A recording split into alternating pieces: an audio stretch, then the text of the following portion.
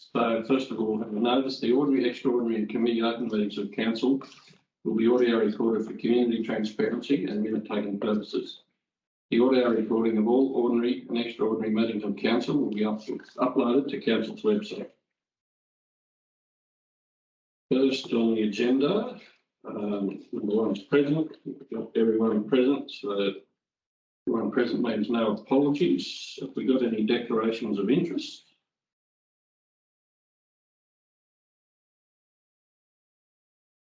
Declaration of interest.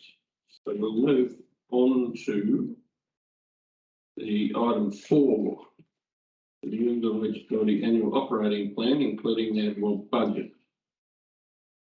General Manager.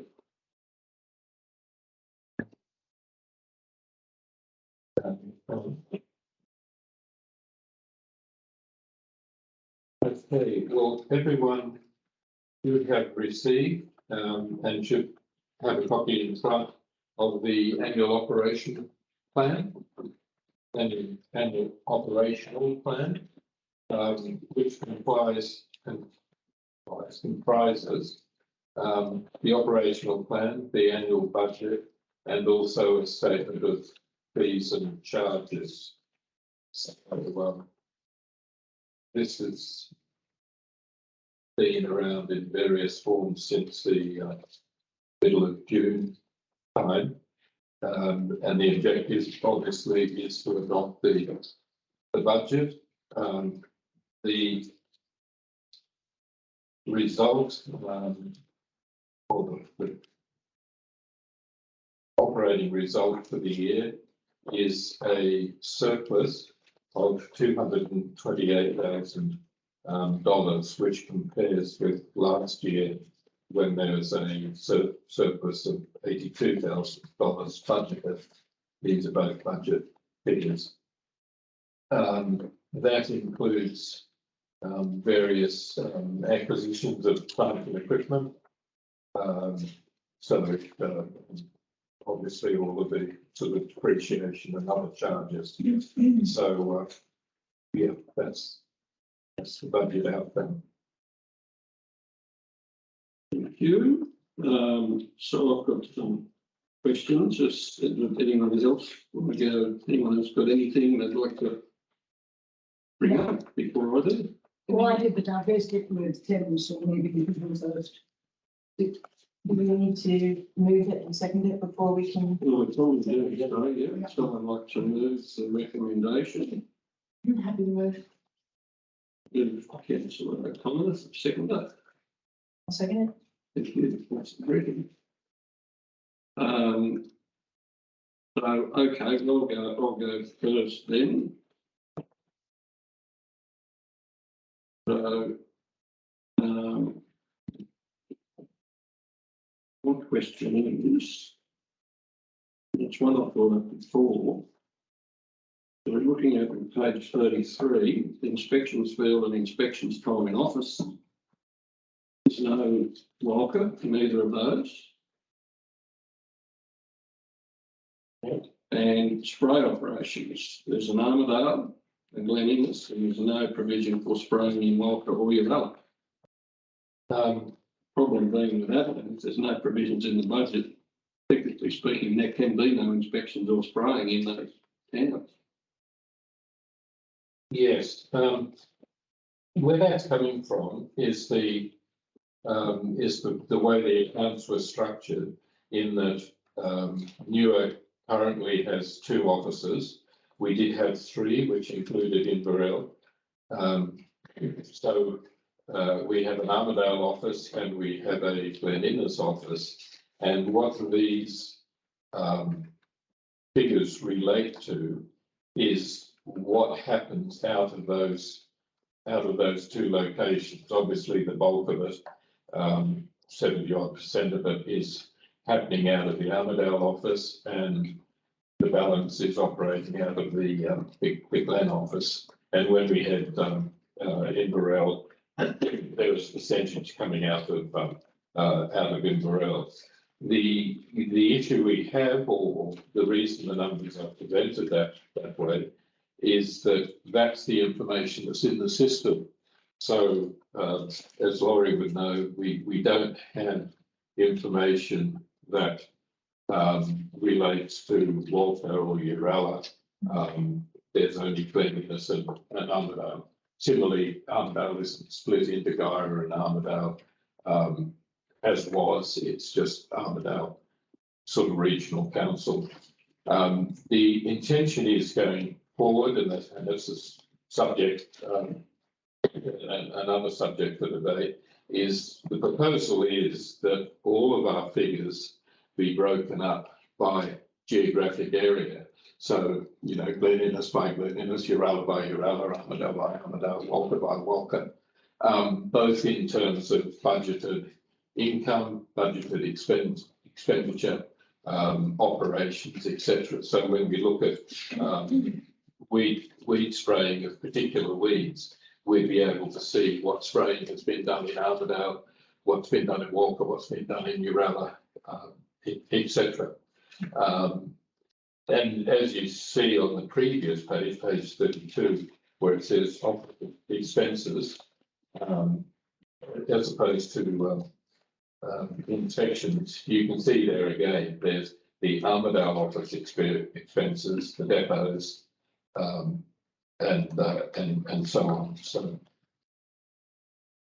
I take it that most of the the Walker sprays and that would take place either at the Armidale office or the Uralla office for the inspections. correct, yes. There is no Uralla office. Yeah. So it's all out of the Armidale office because that's where we basically have this building and we have a small depot in Deepwater in Glen Innes, and we have a small depot down in Marsh Street where the Armidale depot is. But basically, the bulk of the activity comes out of the Armidale office. Yeah, so why do we have the Uralla office there in the? That was to be my question. There is a Uralla office here when there is no office in Uralla. The previous page. Where inspections time in office to the Uralla office. No Walker. There's even a Guyra office.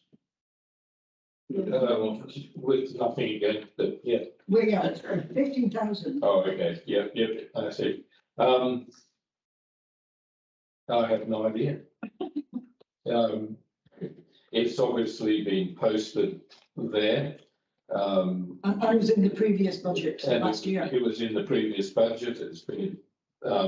I would suspect that R&M, who prepared this budget, simply picked up the previous budget, added their 3.94% or whatever they added to it, and ended up with another figure. So they've just rolled it across from one year to another. But we don't, as you know, we don't have an office in Guyra. We did. So back in 21-22, we did have an office in Guyra, so that's where that figure probably came from. And we do have an office in Glen Innes now. And we have a depot. A depot, in Glen yeah. Innes, yes. So, yeah, so that's Yeah. why the zero for the town office is correct. Correct. Yes. So we probably need to change the budget then to say Armidale, combine the figures for Uralla with Armidale.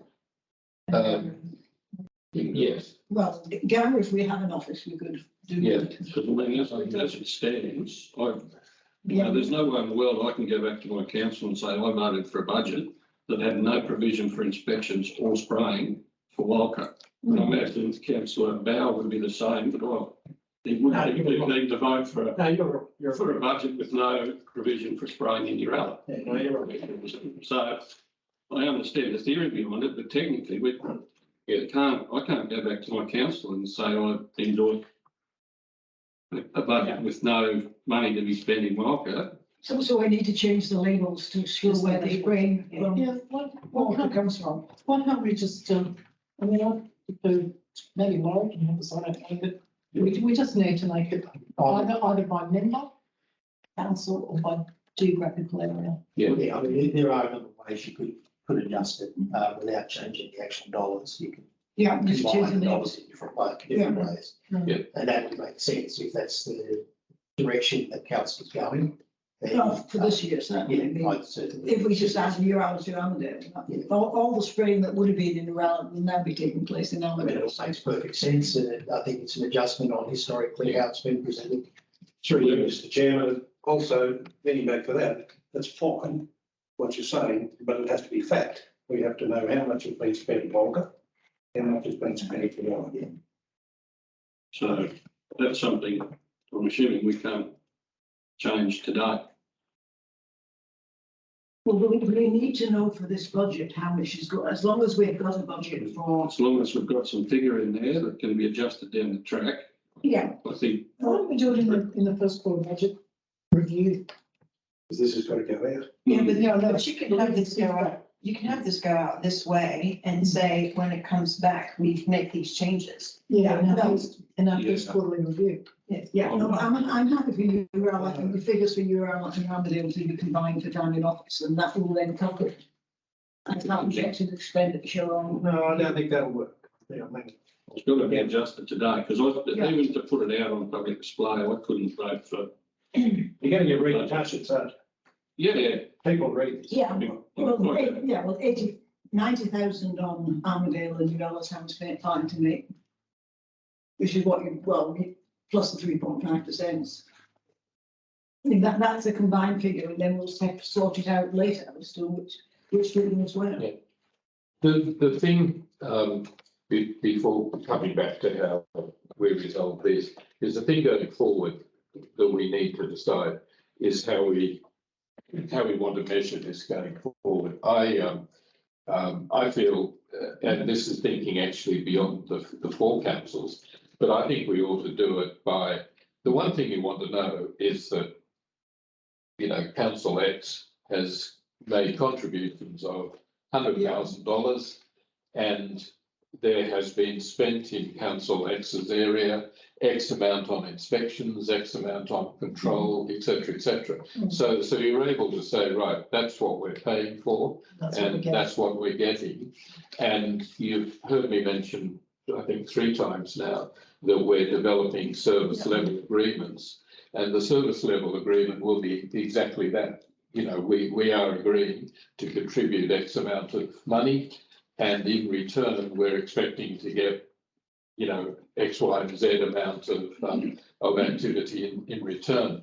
But to do that, we need to have the figures broken up by council, not by, as they have been done, where we have an office or a depot. I mean, it doesn't do much good to say, oh, well, Matt Batali operates out of Deepwater, therefore he's Deepwater depot.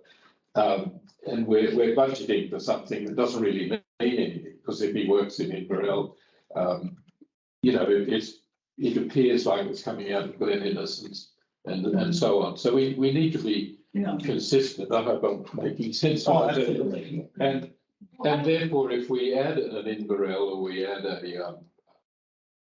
another council area, we just simply say, right, that's another LGA. It therefore has income and it therefore has expenditure.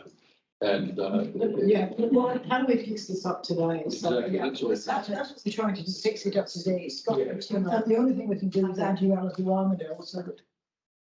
yeah, There's no Walker. No Yeah. Walker in its field. There's no Walker in either. The point is here, there's a lot of detail here that possibly wasn't necessary. The Yes. detail that was necessary is the contribution from each council and then the operational plan. That's what's expected, that there's going to be inspections across the yeah. combined things. We're not saying that I put in 200,000, therefore I want 200,000 inspections. No. It's not practical, not reasonable. No. They said some staff are domiciled in one area, so that's where but they might go to Walker to do a day's work. That's not going to be able to be costed in a budget. That's an operational plan. Correct. But, so I mean, I would have rolled this all up in any case, but and then relied on the operational plan to decide how many in Walker and how many in Uralla and what's going on in going forward. Yeah. It's probably unnecessary detail, which is just added to the computer Correct. discussion. Yes, as Laurie would know, what we're grappling with, we have 473 cost centres. There's 473.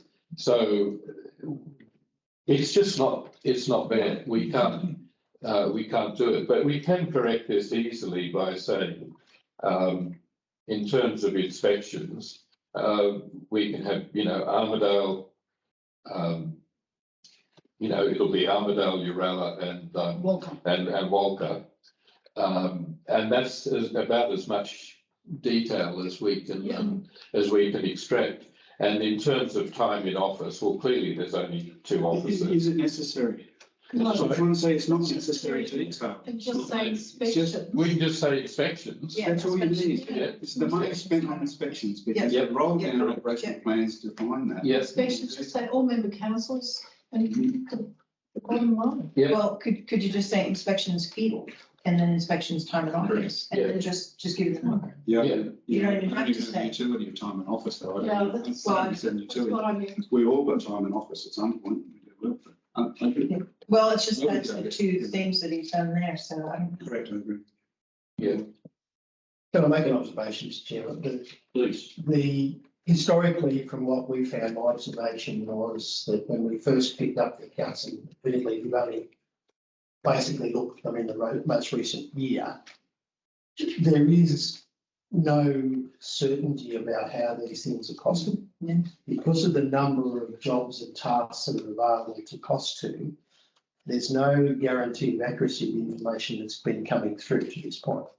So part of the exercise going forward is what I actually suggest, and with due respect, I've had discussions with the general manager about a reorganisation of the chart of accounts for the entire NEWA operations to simplify and clarify exactly where this money is going. So we know that we've got contribution from member councils, we know we've got grants and subsidies that come through, and we have other contributions for private works that when you look at the expenditure side, it's very, very difficult to match where that money's coming from. And so I think this needs to be an ongoing exercise where you can actually improve your financial reporting by streamlining the process and having very defined cost centres that you want to cost these things to, it can match against the money that's coming in. And that's not a difficult task, it's just need somebody to sit down and go through that exercise and make it happen. So can we make a resolution or just an action arising that happen? Because I think it's obvious it's got to. And then secondly, take up Larry's suggestion of just consolidate.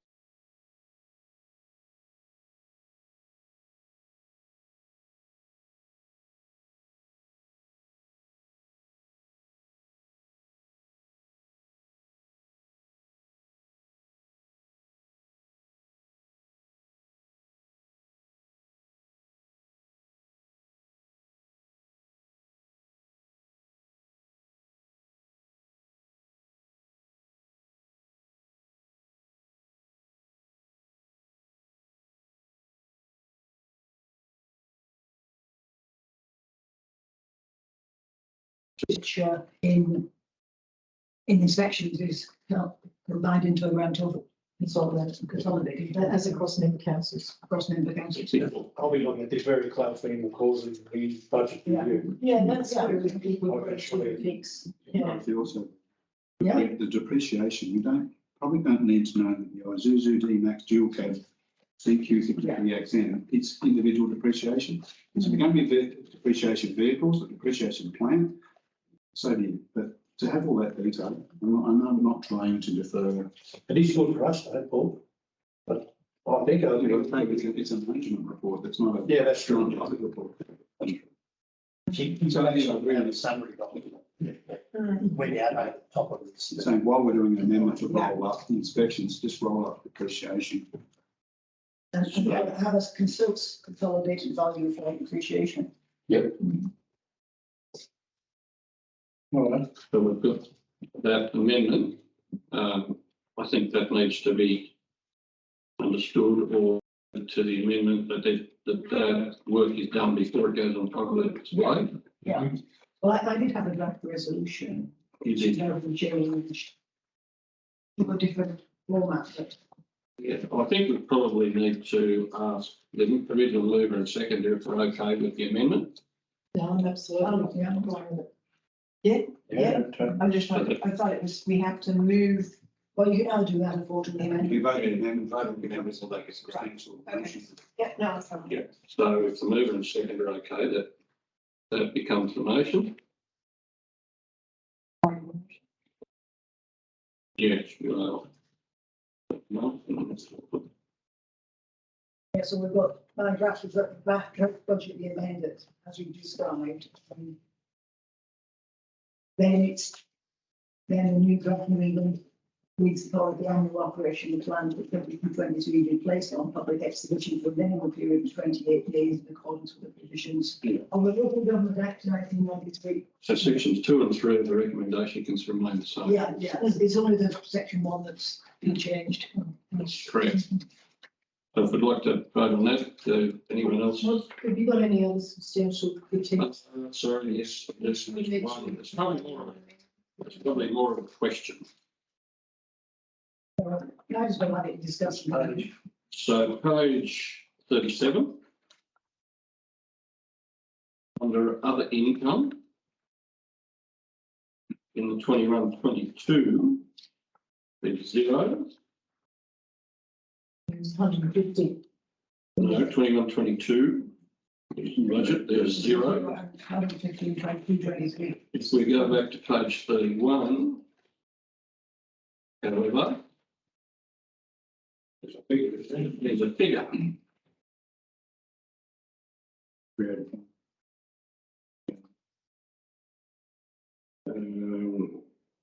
Other income.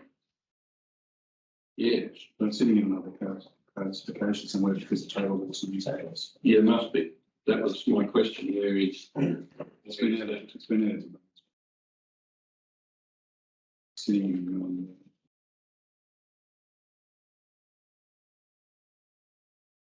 I'd say thank you very much, Mr. Chairman, for bringing that to our attention. But since the total is the same, I say move on.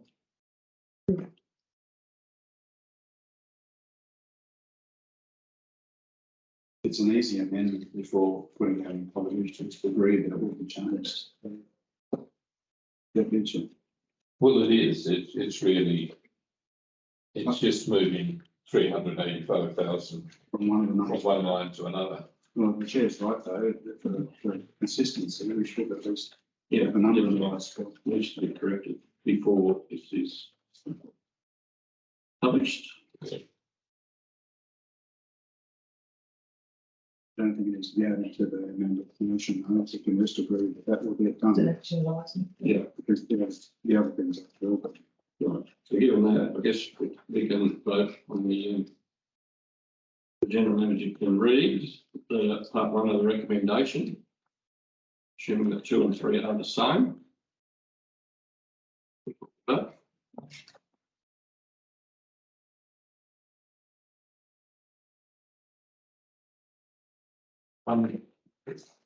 By part 1, do you mean that the report's being prepared to allow council and the community to consider and comment on the operational plan? no, part 1 of the recommendation.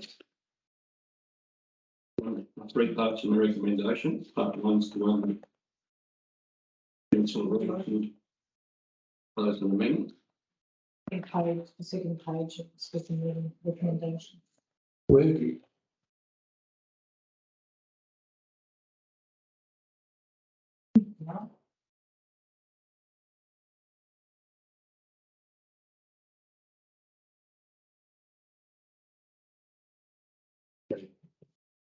Talking about the first part being that the draft new operational plan be placed on public exhibition Yeah, that's gone. for a minimum of 28 days. Well, we would have to keep that. I mean, Yeah. number 2 is. Yeah.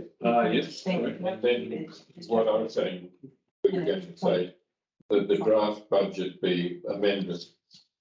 Yeah. In the areas that we've discussed, which I'll highlight as being inspections, being field and office, as well as Yeah, well, we're actually go first. So that should go first. Yeah, Yeah. that should be in one. following the amendments as discussed in the detail, the draft thing go on for 28 days. Yeah.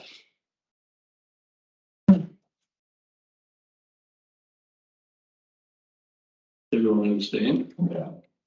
Got that? Vote on that. All those in favour? Fine.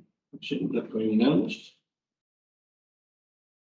Business. Following the amendments to disclosures surrounding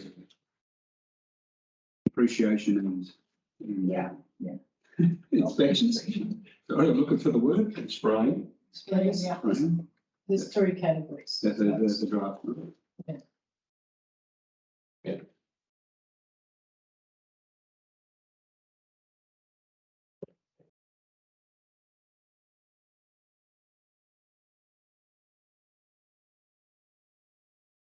Right, so that's the end for that particular meeting. I'll declare that meeting closed. 4:50.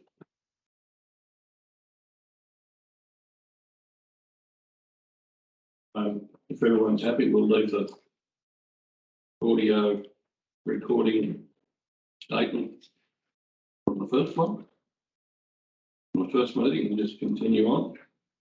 And declare the ordinary meeting open. 4:50. Run through present apologies and apologies. Is there any declarations of interest for this meeting? Declarations of interest. Got the minutes. We'll move on to the minutes of the extraordinary meeting held on the 16th of August. Has everyone got it? Monday of the, No, okay.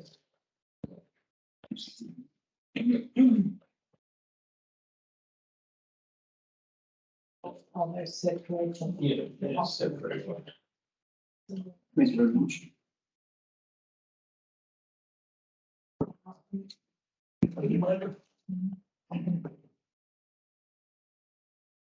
Oh, did you get your one? Is it on my level? That's what looking.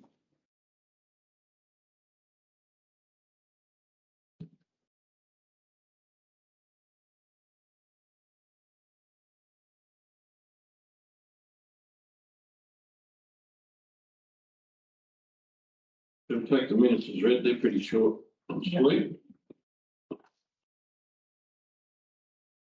Someone like to move and second the minutes of the ordinary meeting from 16th of August. Councillor and second. Councillor Robinson. Moved that. Councillor Connor.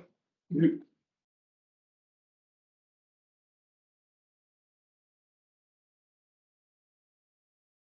Matters arising, we got any matters arising from those? I don't think so. No, think so. Drafts, we move on to section 6, adoption of the draft annual accounts for the actual year, and I'll defer to the general manager and to Laurie. Okay. Well, I'll just defer to. Sorry, No, quite good, no. Sorry, general manager, I think we've got a recommendation here, so I probably need to have a move in a second before I move councillor Gresham, seconded councillor Bauer. So I'll get it eventually, and we'll get. Okay.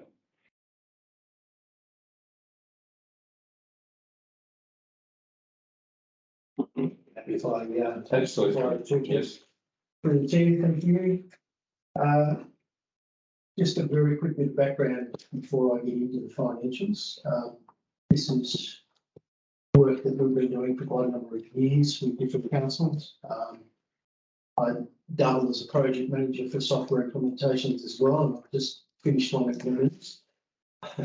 So my time is extremely tight, unfortunately, through the year at this time of year. So when we were asked to review the financials, it was halfway through this year, around about April, I think it was, that we first had those discussions. And we were involved in putting together the last quarterly budget review for council in April, which I understand went to a meeting in July with the NEWA council. That was our first exposure to council's operations and to how the funding was managed and how the operations internally worked. We have then picked up the financial systems and pulled together, to the best of our ability and knowledge at this point in time, the end of draft financials. We're using a MyOb system, so I'm sure you're aware of it. MyOb is the financial system that the council uses. And for a good part of last year, you did have some disruptions with staffing, and a lot of the operations were handed through to RMT to conduct on the council's behalf. And it appears to us throughout the process that there's been a little bit of lack of consistency in the way things are being put together, lack of understanding of how council's operations actually work. And to some extent, and not a large extent, but to some extent, that's reflected in the mix of information in financials. So in terms of the split of operational funding, grants, what we call contract liabilities, wages and salaries and contract services. In a perfect world, we would go back and dissect all of that and we'd pull it apart and probably put it in the right hole. We just haven't had the opportunity to do that. So what we're looking at in terms of draft financials is what we've been able to get out of the finance systems from the information of the people that are available to us. And as you know, you've lost a couple of staff over the last 12 months or so that had a lot of knowledge in their head. And so we're back on a position of having to bring things and to understand how the operations are. Having said that, the set of accounts is not remarkable. It's pretty straightforward. It reflects the figures that are in the MyOb system, and to the extent we've been able to, we've dissected and pulled bits and pieces out and reviewed and challenged certain things. So we're reasonably comfortable that the numbers there are pretty close to right. There is one area which gives us a little bit of concern, and that is the treatment of grants, and this gets back to how you match the grant funding with the actual expenditure. And to us, it seems like there's a big black hole there in terms of how they're put together. And that's something I think we need to address. I ask you, can you just describe in more specifically what you mean by big black hole? Well, there's operational costs which are going to various cost centres. So when somebody puts in a timesheet, they'll cost it to a job, or if they put in a plant sheet, that gets costed to jobs. But there's not any initial review of that work. Once it goes into the system, it sits in that job.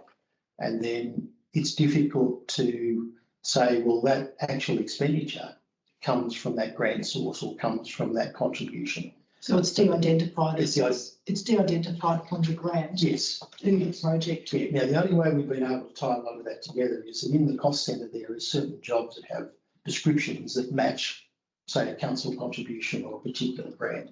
But there are others that are fairly generic, and it's difficult to say, well, that one matches against that. That's easily improved, but it takes some time.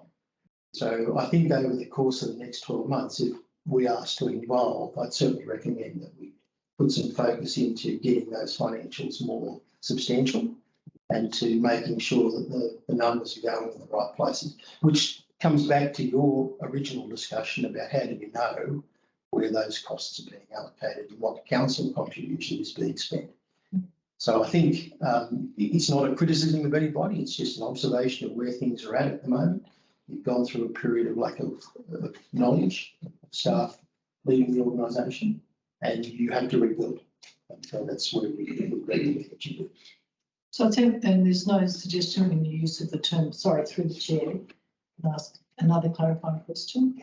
There's no suggestion when you use the term black hole that there's any disappearance. No, not at all. Yeah. So there is no. Basically, your accounting system and Yes. chart of accounts and Correct. all the rest of it. So it's just a lot of it. It just needs improvement. Yeah. No, I make it very clear, there is no statement or observation of any leader that we've been able to identify, not that we were looking for any, but there's nothing that suggests that at all. It's merely just an operational exercise to tidy that area up, because it gives you more confidence in the numbers that you're looking at at the end of the day. Could that lead though to problems with acquitting? Potentially, various grants? yes, potentially. If you can't prove that you've spent what you're Well, that's exactly the problem. spending. Yes, we've got to fix this, Soldier. Yeah. No, that is definitely a possibility. We haven't encountered that as yet because we haven't been involved in the grant acquittals. But I imagine there'll be some challenges when we come to do that because it's not easy to align the numbers. So I think operation just needs to be sorted. I have a question, I have two questions actually. Is MyOb sophisticated enough in its tracking codes? Has it got enough layers of tracking? You know, like it might be a grant. You know, most systems have, okay, you can identify that that's that grant and how many jobs or how many locations. I know, for instance, that Xero only allows 2 tracking codes, so it wouldn't potentially be sophisticated enough for this. I don't know MyOb as well in its current. MyOb, yes, in answering that, MyOb has fairly large degree of flexibility, and you can structure your cost centres, I think, sufficiently with what you've got. It's an outdated product that's not easily managed. It's a difficult product to actually work with MyOb. There are more advanced systems on the market. Xero is one of them that you mentioned. I'm not suggesting that we rush out and buy a new system, but I think what we need to do is analyse what we want and then look at the systems that can actually deliver for you. Second question. In terms of grants, are we recognising grant revenue upon receipt and then expenditure in future periods, or are we holding grants in advance, like unspent in trust and waiting for expenditure? The nature of the grant dictates whether it should be held as a contract liability or whether it can be recognised as revenue. And that's normally recognised based on the donor's treatment. So governments, when governments are saying they're expending it out of their budgets, you're expected to take it up as revenue. Yeah. No, the accounting standards are very clear on how you need to reflect that that treatment. And it gets to the nature of the deed of the agreement with the funding body. So in this case, your funding body is a mix of councils and external grants and so on. And what the arrangement is dictates how you treat those funds. So if there's an obligation on NEWA to deliver a specific service at a point in time, then that generally triggers a recognition of revenue only when the service is delivered.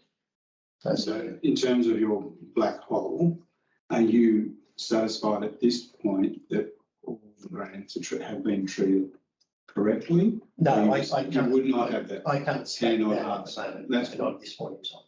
But that is something that will come out during the course of this current year. So as the auditors go through these financial statements, is it likely that we're going to end up in a tete-a-tete between the auditors and say, well, we treated it this way and we believe in it, or we're going to have to agree with what the auditors do when they investigate? So that should have been funds held as a contract liability as opposed to revenue?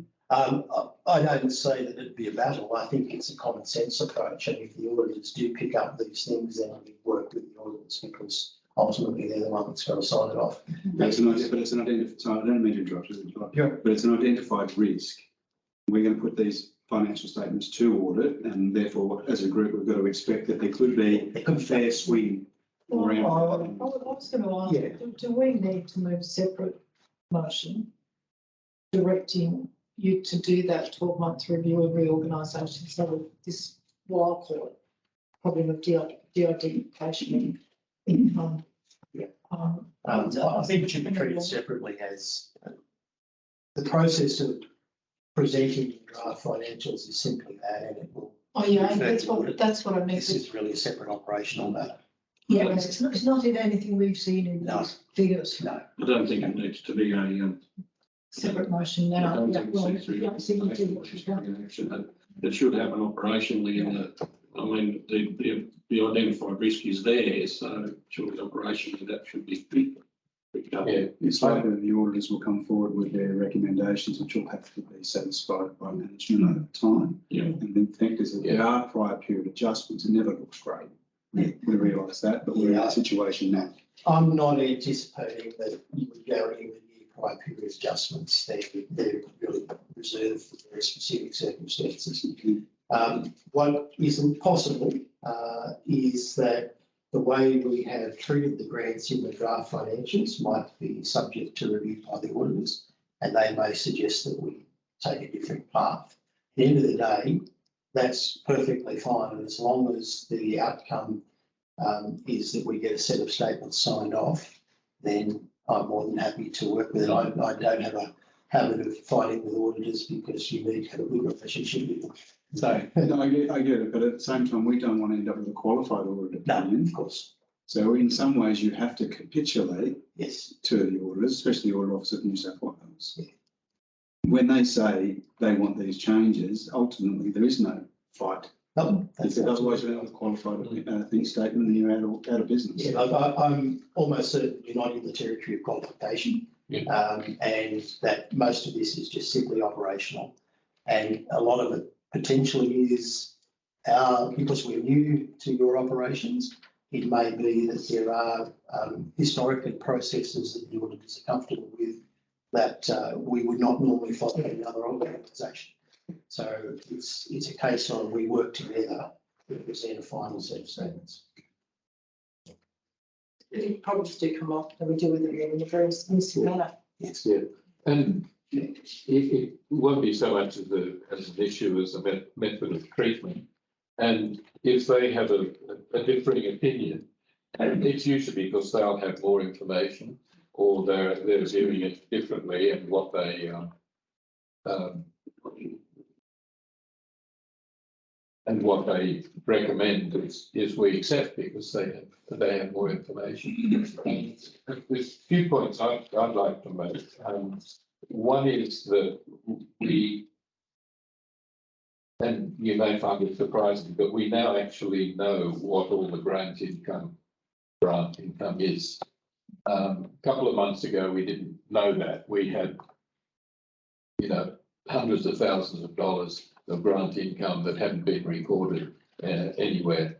We also know, and the federal authorities only seen this in the last couple of days, we have been able to look at basically the process we went through was what are the grants that we've got, how have they been treated, what have been completed and therefore need to be discharged and invoiced, and what is still outstanding.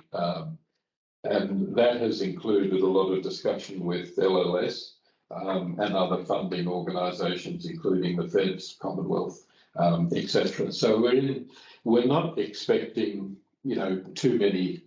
Well, we're not expecting any surprises at the moment because we've identified everything. We know where it stands and we know what the treatment is. This has all been the benefit of a new staff member we have, and this has been her life for the last, many, many years. And she's actually gone through it sort of very, very methodically. So we're not expecting, or he might kick me under the table, but we're not expecting big black holes, nasty surprises. We are expecting moving numbers from here to there. But the figure at the bottom of the P&L doesn't change. Yep. But Jim, I can sort of understand that. I was going to bring it back to the sort of the business here that we do and talk about the draft financial statement. Okay. And I'll take it that where it says new attachments into the report, it is the financials that we presented here. Correct. Right. Yes. But we are missing the notes to the financials. They're not here, and Yep. which is what's got to go to public. Well, remember what we're doing as well. We're adopting the draft accounts to be passed to the auditors. Yeah. No, hang on, to be passed to the auditors.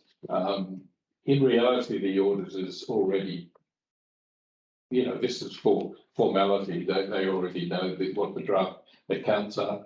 Laura and I spoke about the notes. Sorry, Chairman, I'm looking for the notes because it informs me about the financial statements, so I'm not saying what you're saying is wrong, I'm saying that this is not the complete set of draft financial statements for audit, which is what we are here to say, can we go to audit with?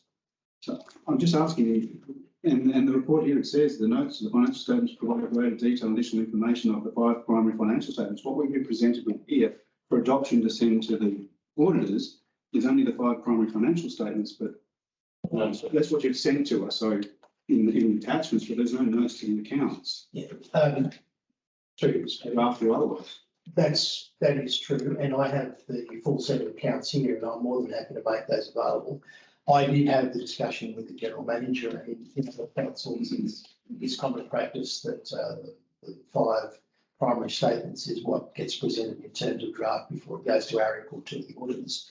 However, if that's not your practice, then I'm more than happy to make these available to you. Obviously, they're subject to audit, but they do inform you of the full details relating to the disclosures and the financials. So those are the notes there. Yes, As long as I'm not understanding that's what's also been forwarded to audit, which it would be. Yes, that's of course. It's not what we were privy to in terms of what is going to audit, which is what we've been asked to. That's right. So we basically want those to We needed be those. public exhibition, and we also would like to see them ourselves. Oh, of course. Well, these are. If they go on public audit. Oh, okay. But we needed to see if they were there. I took some advice on this morning, and they obviously weren't there, and asked my general manager what should I do, and he said they absolutely can't pass them without the notes. The financial statements without the notes are absolutely incomplete.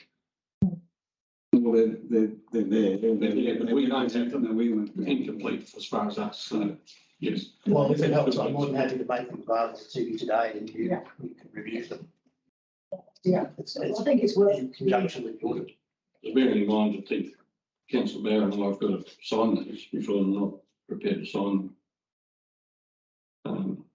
Without seeing the notes, and I don't know that We couldn't. bringing the notes to us today that gives us no time to look at the notes and take advice. So that's kind of stymies. May I offer a suggestion? Please. That these be provided to you, the signature on the certificate does not need to be made today, and you can make the resolution to review and subject to satisfactory review of the notes and full statements on the certificate. I would be okay with that. I guess that would need to be an amendment to the current recommendation or the current motion, I should say, so that would be fine. If someone would like to move an amendment along those lines, How do you so move? I'm saying that. moved Councillor O'Connor, seconded Councillor Robinson.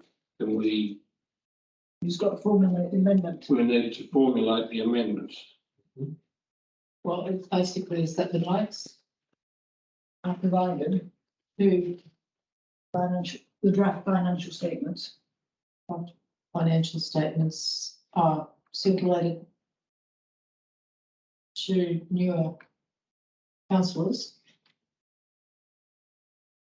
And now this is the thing, and subject to no objections within some time. Do you want to put some time thing? Well, it depends when they're supplied to us, but Yeah. I think we need to have them for a week. No. Or you just say once the chair and the deputy chair have approved Like, the action happens. well, no, all councillors, all councillors need to see them and be happy. Yeah. So subject to no objections from all member councillors within 1 week or 7 days.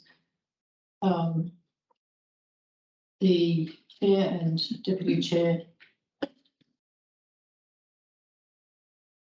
It's on the account. All right, right, it's on. authorised To sign the councillor's certificate. To sign the councillor's certificate, And that the statements be referred to the council's auditor for review. and that these statements are referred, Be referred be referred To to council. council's auditor For review. Audit review. council's auditor for review, for audit review. for audit, sorry, for audit review. Should we just stop audit? Auditors for review, Stop. And then auditors for audit review, it is reduced. Just pull that review off review. For audit. audit, For audit. for audit, right. There it is, you can log into it. There it was. Do you want copies of it? No. Just to be fair, because it says the recommendation before us was council receiving the government purpose financial statements for the year end, and they're not complete, so we can't say that I've received them. They're not complete, so. Well, they are complete. No, they have been, but they're not for us. Not for us, using council's view.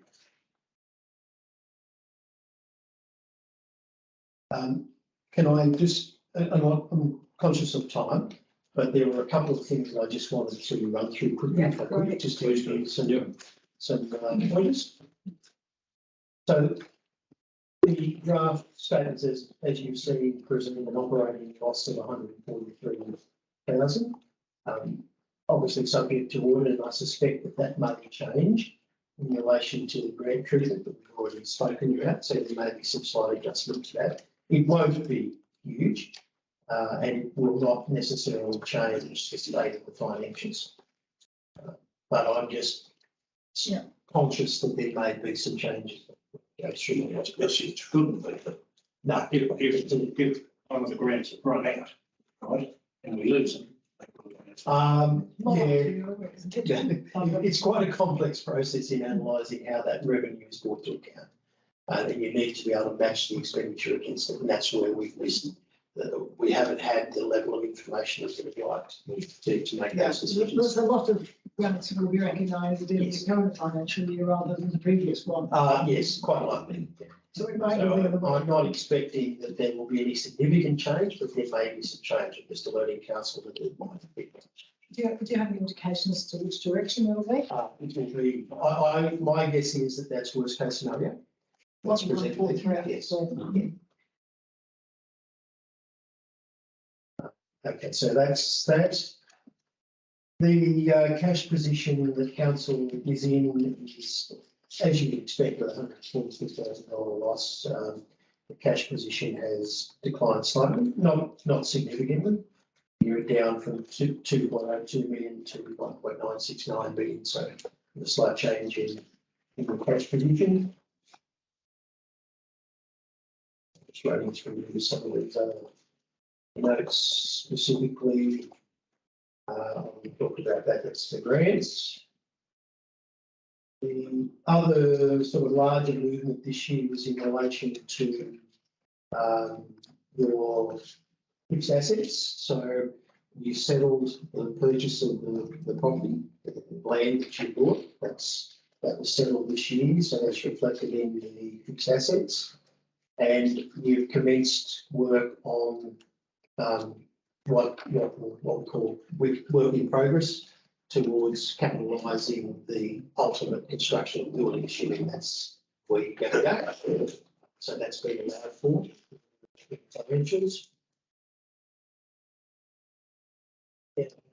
Matter of note, I think was in relation to the performance indicators, and again, we'll see this when we get the drafts of the notes.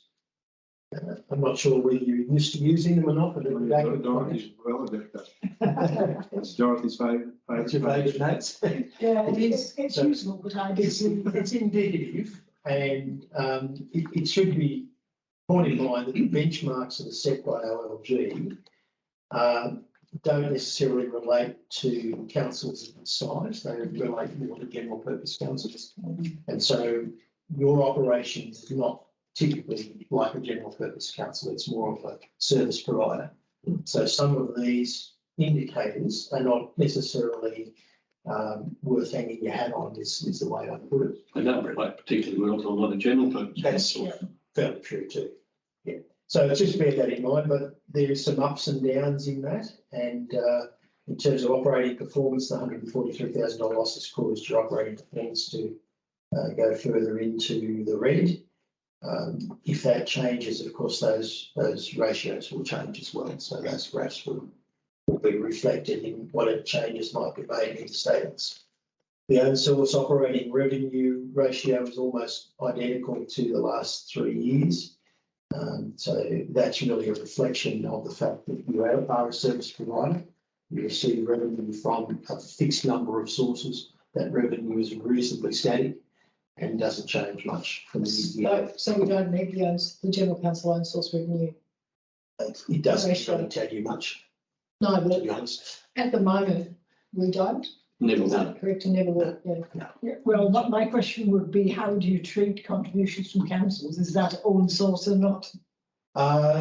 No, well, in your cases, the own source revenue would be any sort of extraordinary income that you might raise through private works or things that you don't do using your grant fund. Projects, Or private. specific projects that you might do. So how do you treat contributions? Because basically we're delivering the service there, so that would be a form of own source revenue.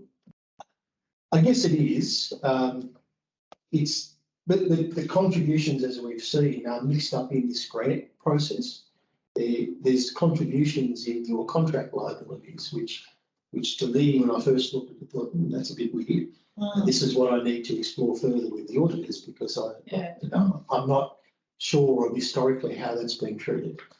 So I think what I was trying to say was not contributions as a general term, but our whatever stipend our fee that we pay for getting the benefit of services that are provided for us, for our ordinary council members. Yeah. But I would have thought that more or less should be treated as own source revenue, because it's a bit like resident paying a rate, to get a service. it's one of those debates you can have. Yeah, I'm not. It's not Yeah. that significant, really. No, Yeah, okay. just ignore silly The issues. fact is that the OLG sets a 60% benchmark for own source revenue. Yeah, yeah. There's very few councils that I know of, particularly in the rural and regional areas, that achieve it. They just don't. So it's a difficult one to do. Yeah. So it says to me the benchmark's not right. Yeah, that's what I would say.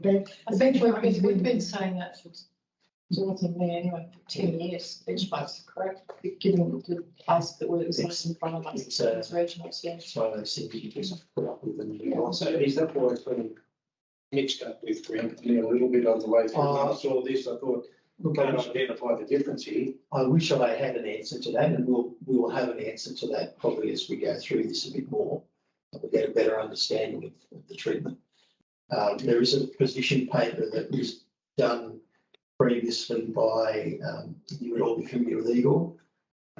Igor presented a business paper through his company Vanguard, which was adopted by council a couple of years ago, when the new standards came into effect for revenue recognition. And we followed that document. But even then, it's not that clear as to how some of these grants actually should be treated, because it's difficult to know what the obligation is from that funding. So it's quite a difficult and complex area, and that's why I prefer to defer to the auditors, have a conversation with them, and then we'll get a very clear picture of what their expectation is with some of these things. So it's a matter of process. So Yep, so you. no, I think that was about it, unless you had any questions on the face of the statements. Is there any questions? I have two questions. One is about statements and so on. In the statement of cash flows, under receipts, under other, it's negative 47,000 in receipts. And I don't know how that works to change the cash flows, because none of the unidirectional numbers. That's correct. I'm just saying it looks odd to me. Can I take that on notice and have? Yeah, absolutely. So so it's on page 10 of 7 return, I think it's. And under other, and there was cash flows from operating, the fourth number down, under the actuals. Says minus 47, and it just seems odd to me that receipt is negative. It's a very good pickup. And then the other thing relates to actually the cash balances, and maybe it's an operational question, but I don't quite understand why we now have almost 1.5 million sitting in cash and cash equivalents, and in the corresponding reference year, we had virtually all that in investments. Have we cashed in a whole bunch of investments, or they matured and we haven't rolled them into more investments, or? I think that is the case. There was an investment we did mature, and it was moved into short term rather than a long term. So, but that means it's matured just in June, and we didn't get a chance to make a decision. That's not your question. No, I can't remember the response. I just don't understand why we'd be then holding so much cash and equivalents when we have. Did this come up before? I haven't heard it. Oh, sorry, my ignorance. It did, and it came up at a time when we were just at the commencement of the Reserve Bank starting to raise interest. That's right. And as we know, there's been 6 interest rate increases. There's probably been, if not 5, the 6th one will be today. And it's a case of, you know, Wait till the market's down. do we lock in when they've only put it up 25 basis points? Yeah, but I don't want to digress because this is an operational question, not for the statements. But coming back Correct. to that, what you're saying is that from July, August, September, we're now There's a so 3 months. significant amount. We haven't made a decision. We haven't locked any money in. There's a significant amount that isn't invested on the long-term market, which becomes locked in. And the other It just thing, affects the ratios at the end of the day too, on whether this whole, you know. correct. And also we are about to commence planning to commence the construction of the building. No, don't go there. Yeah, timing of receipt and liquidity. You're not going to pushing out $1.5 million in the next short period of time. Yeah, so we might, It's an operational question. so we've got a recommendation. I just have to check before we vote on that, that the original movers are okay with the recommendation. We did the amendment, you guys. Well, I think I did the main one as well. It's too long ago. It's in the same. And we moved in the normal, put my hand right against the assumption that we were kind of working in a collaborative way, Yeah. but we haven't got a formal, we're through the chair, so we haven't got a formal amendment need. So I think that the original movers are okay with the amendment, and we get over here, if we can get the amendment. Yep, read. The amendment is, who is the original mover and seconder, sorry? I thought we were the amendment. No, it's the recommendation. The original mover is the recommendation. Sure, that was the one. Okay. In the previous one. I thought that was, yeah, I thought it was you guys who did it, sorry. I don't know what we'd. Well, let's put down to the amendment. Let's move it as a formal amendment then. Can we assume then that the original movers of the recommendation are okay with the recommendation, and get a reading of the recommendation to later, please? Okay, and that's the draft notes to the draft, the notes to the draft financial statements. Do you want me to read it? Yeah. Sorry, Are available to. I made available. That the notes to the draft financial statements are circulated to NEWA councillors and subject to no objection circulated. Yeah. And subject to no objections from all member councillors within 1 week, bracket 7 days, the chair And deputy chair. and deputy chair are authorised to sign the councillor certificate and the statements be referred to council's audit clause or audit. Got that? Okay, everyone understands that? Yep. All those for? Yes, that's unanimous. We move on to section Adoption of meeting minutes. 8, I think, is that correct? Yes, 7, adoption of meeting minutes. 7, sorry. Yeah. Page 11. So the meeting dates, the only issue I have with Tuesday, the 28th of November, is not the third Tuesday in November. It's not. Not No. good. There's also the 25th of April, which is. That's not a good day. It is the 3rd, isn't it? So I'd suggest they be adjusted. We can't agree to it today because we're all young. Well, there's that too. Yeah, so probably need, once again, someone needs to move those dates before we can. Okay, I'll move the dates. So move Councillor Robinson, we've got a seconder, Second. Councillor O'Connor. Except I don't want to move it. If you fail to make it get a seconder, then we have to just make our own recommendation. Well, that would probably work better. Because that's the recommendation, it's not necessarily. Don't have to move the recommendation, you move your own motion. Well, it's just the 28th of November. I think it's just a typo. It should be the 29th, which is the Tuesday. Yeah, all right. No, but is that the third It's still not the third. Tuesday? Yeah, well, if it's the, if it's the title, then it's wrong. Can we just go back before we start and not, and Councillor O'Connor, if you'd like to withdraw your seconding of that motion and we can discuss it there.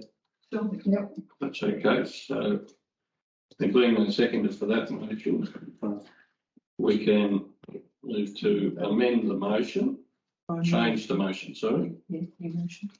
Yeah, We new move motion. into committee for a minute so that we can have a discussion. Yeah, let's move it. I move it, I'll I'll second. move it, second. Okay. Everybody in favour, been saying yours? Yeah. Unanimous? We can just talk for a minute. So the third Tuesday in November would be, Will be the 22nd. Oh, I've got it in the dark, got the diary here. it's the 15th. it's the 15th, which is a regional week meeting, so it can't be that day. No. The first Tuesday in November, first of the month, I think, because it's no. Third is the 15th, you're right. We've got days that take. So can I suggest we move the 28th of November closer to the third Tuesday and have it on the 22nd of November? Yeah, That'll work with me because I wouldn't have been able to make the 28th. Does that work for you though? I think that would be fine. That's for presentation and financials. Yeah, I think that would be fine. Okay. We would definitely expect to have a little bit sign off on it. Then we need to adjust the Anzac Day date. 25th of April. The third, and that's not the third Tuesday anyway, the third Tuesday would be the 18th of January. of April in 23. Is that what, did you say 18th? It's the 18th, yeah. Does that mean the 20th of July won't be the third Tuesday? Yeah. Almost certainly. It's almost certainly without days in the week. So the 25th of It's got to April. be before the 21st. My people drink 18th of April, 18th of July, it'll be Tuesday, the 18th of July. And the 18th of April. We already did. Well, we're And done. the 18th I'm of just July. catching up then. But it's just peculiar, isn't it? No, someone's gone to the 4th. Oh, Yeah, we've got total, But the third's better than many of us. unless it's the wrong day. And the 17th of October is a long, long time away. okay, so that one's okay. And hang on, yeah. Talking about Yeah, next July year. 23. 17th of January, January's always, I don't think we normally meet in January. I just don't want to make it before Australia Day. It's a long time between November and April. It is. It's a very long time. That's what, Go to I Phil. think we, Mr Chair, I think we should. I mean, it's going to be difficult, but Couldn't we just skip into February, early February? Or the yes, third Tuesday in February. We could also go on the 31st if you want of January. That's the last Tuesday in January. So we've got one in January, but I think find that still possibly school We holiday. don't have February or March either, so it's not- It will be there's no February or March. okay, let's go to the 7th of February. Let's go to a date in February. 7th of February has been mentioned. 7, is that a Tuesday? Is, Is Just to be sure we're on that. Well, I can tell you how I feel by in January, no meetings.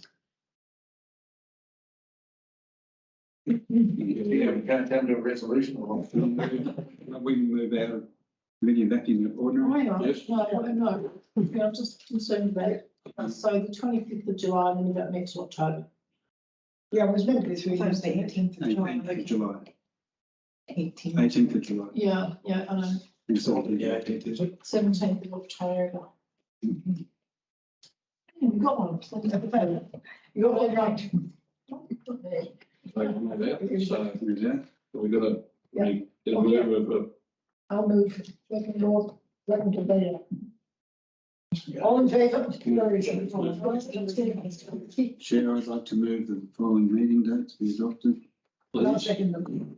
Of Tuesday, 22nd of November 22. Tuesday, 7th of February 23. 18th April 23. 18th July 23. 17th October 23. Move councillor Pagham, seconded councillor Robinson. Any further discussion? We agreed that 12 noon will be the start time. Yeah, great. Thank you, Craig. It's fine. All those in favour? Aye. Being unanimous.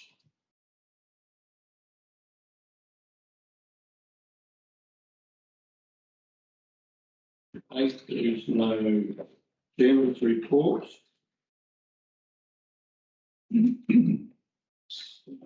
Move to section 9.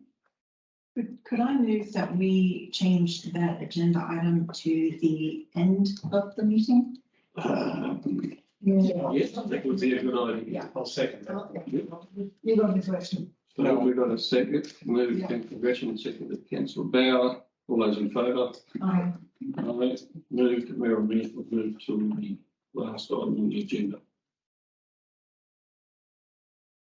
We'll go to section 10, councillor remuneration.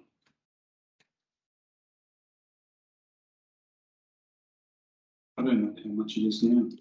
Also, I'm going to move it because I don't know how much it is. We talked about 2%, but I have no clue. I don't know. It's seriously higher. It's an easy, Have we been It's paid? in the information that was sent from the Council of Government, they give a list of the councils, and the county council is at the very bottom, and it's actually. It was like 80 bucks. Yeah, but I would remember the maximum or somewhere between. Yes, that's right. It was, yes, it was part of the, I've got a short bit. information, I think that was sent. It was one of those notices. So we need to move into committee again. You want to general Yeah, session? so yes, That's the word. yeah, but they have a minimum and a maximum. Yes, they did. And we don't know where we are in the spectrum. That's there's not enough information for me here to even think Yeah. about talking about increasing it by a percentage, because I don't even know what it is. Right. So, and that's my ignorance. Yes. Well, perhaps, That's what it perhaps is, though. Louise can enlighten us. Not off the top of my head. And, It would. Yes, I mean, it's obviously stated in what's paid each quarter. I think So you book that up pretty quickly if you guys don't know what you get paid. I got no idea. No, we didn't discuss it when we agreed first. it's about two grand a year or something. for us. Here it's highlighted on the remuneration, tribunal remuneration, says county councils other. The minimum councillor member fee is 1,900. The maximum is 63 for effective July 1st, 2022. For the mayor chairperson, they get more. So the minimum for the mayor chairperson is 4,080. The maximum is 11,510. Plus the council allowance. I think that includes. No, it said it didn't. Oh, really? Oh, if you read the bottom of the thing. Fee must be paid in addition.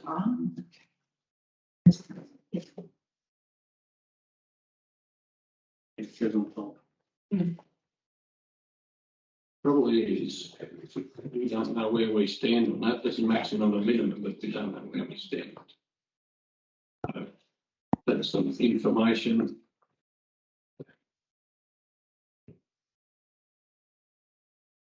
Can the general manager tell us what is the timeline on this?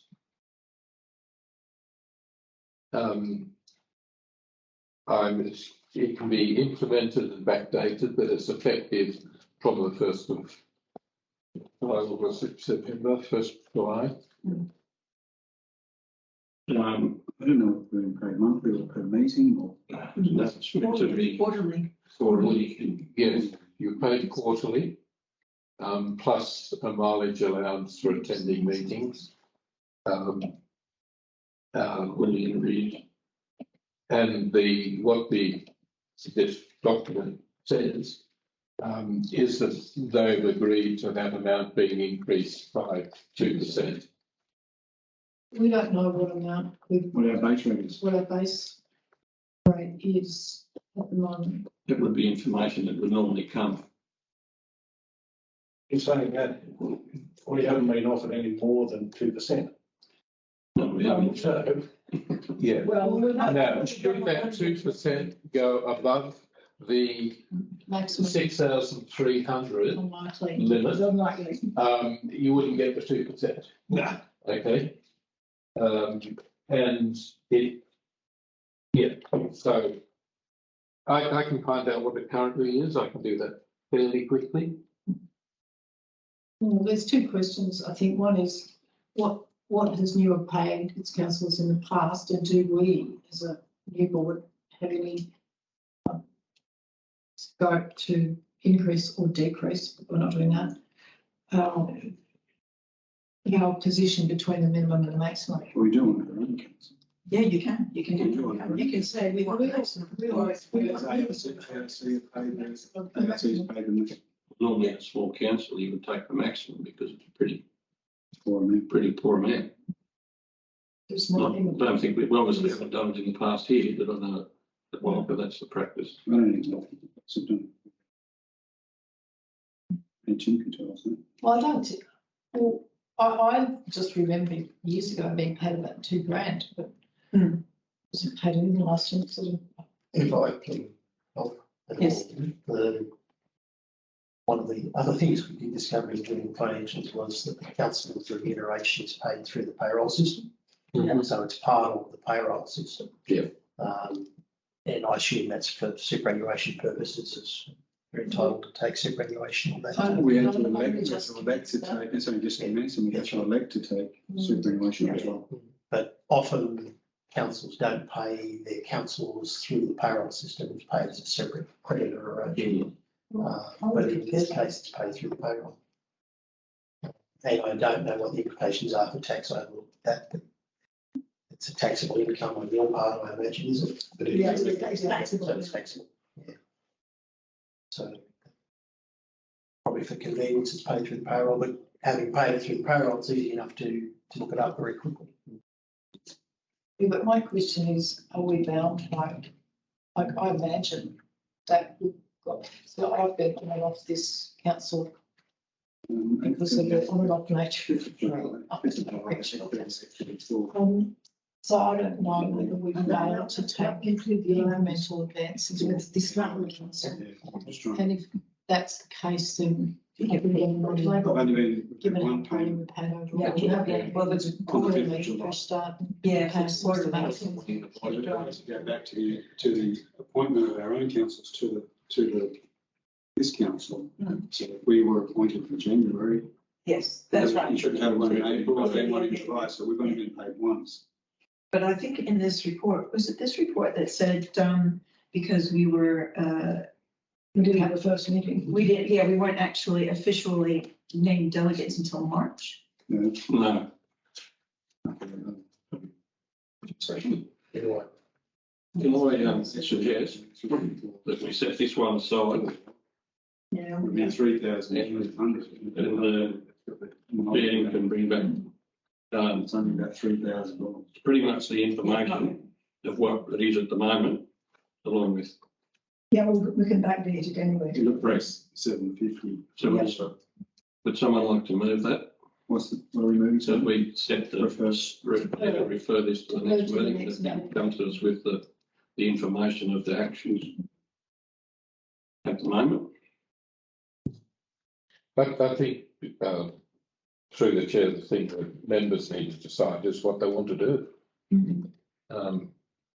There's a lower limit of $1,900. That's annual.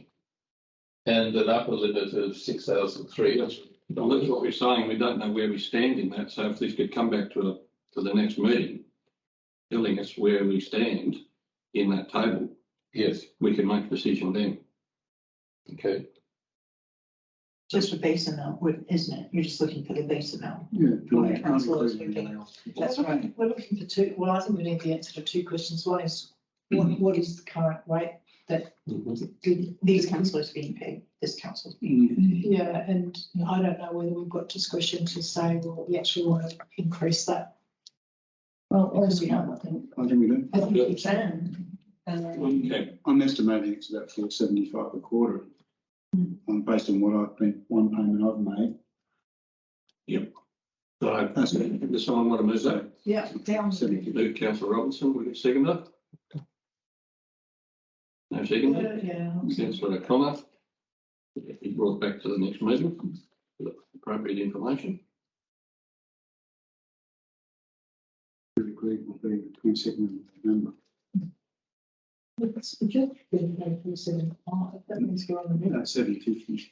Would be 475. Oh, My estimate is at 750. My guesstimate is 750 a quarter. Well, it couldn't be. 250 a month. Okay. Anyway, well, we've got a motion. Yep, still have a vote on that? Yeah. All those in favour? Okay. Being unanimous, we'll move on to section 11, General Manager's reports.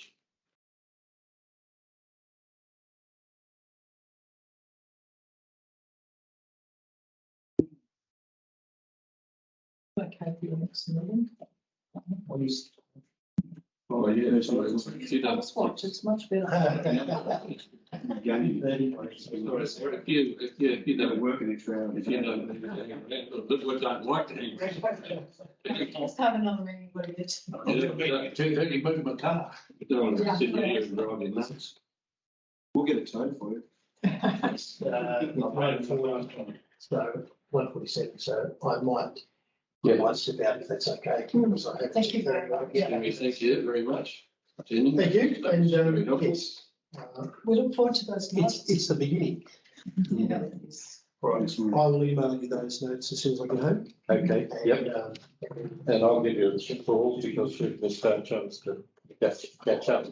thank you everybody. Thank you very much. Now some of the cakes in the meantime. Absolutely. That's the reason I was thinking around to see if you'd open those tapes. They're not on your way out. No, Take I was joking. Please, no, I'll just give you, Well, I'll just I don't give you a taste trial. Don't give Never me met my one guys. Thank you everybody. You only take one of those. I have a disclosure. Mike? Okay, that's carrot cake, that's Okay, very but- healthy. If you like an after dinner, Oh, that I think they green, like. that green and brown one's very nice. Green and brown. The- Is it healthy because it's green? Probably not. Well, if we do the knife to cut some of them in two. It's like an after dinner, but Oh, nice. Bit of cake. Nice.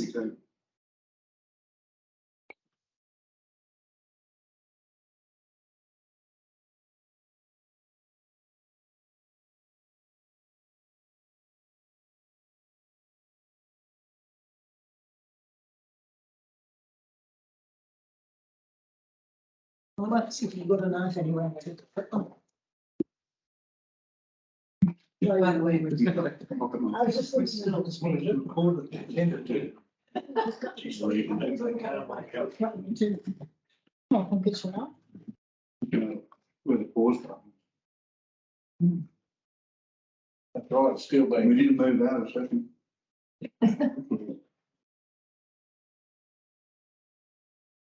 No.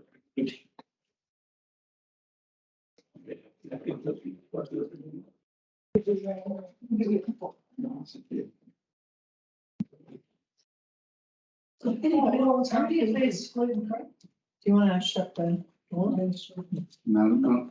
Not really.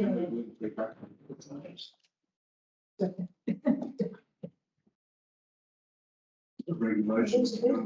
It's quite small anyway, so. I could produce a product with a gluten-free flour, but I couldn't call it gluten-free because it's not made in a gluten-free factory. How's that? We've got the general manager's report. We have to talk. I'm so worried about nonsense.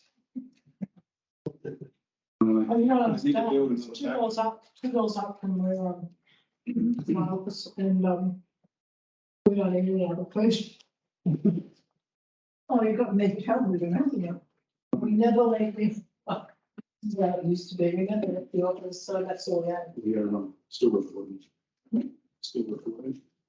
Oh, thank you. Don't worry. Yes, special interest. That's not. General manager, do you want to present your lead report? Yes, We must go, man. because that's the business we're in. Okay. Okay, I mean, we're at the end of the first quarter, which also means we've passed through the winter.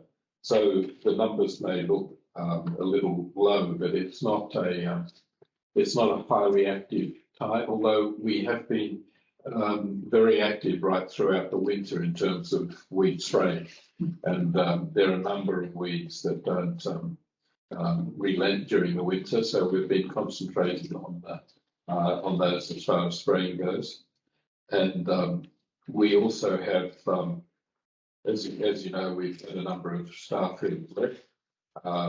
They have all been replaced, and so we'll, be very aggressively starting biosecurity inspections now that it's warming up a little bit.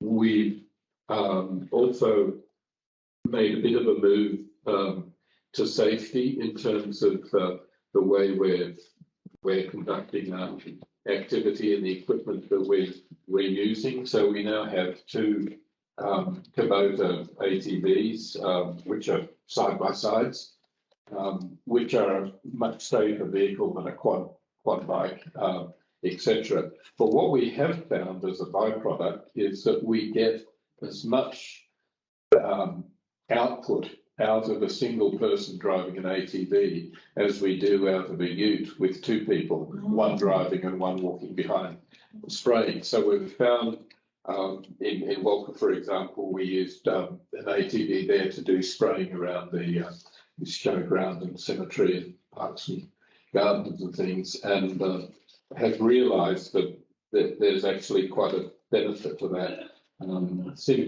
Similarly, working with the TSAs, it's a very effective way to operate. We've also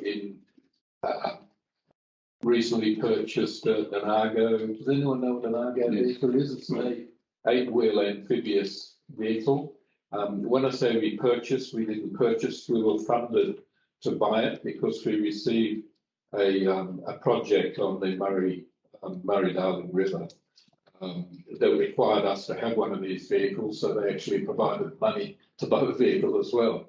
So it's a $200,000 project, plus we received the vehicle and the trailer to put the vehicle on, and that will help us a lot when we're in areas like this one behind Dorothy there and that one there where we can work the edge of a river or embankment area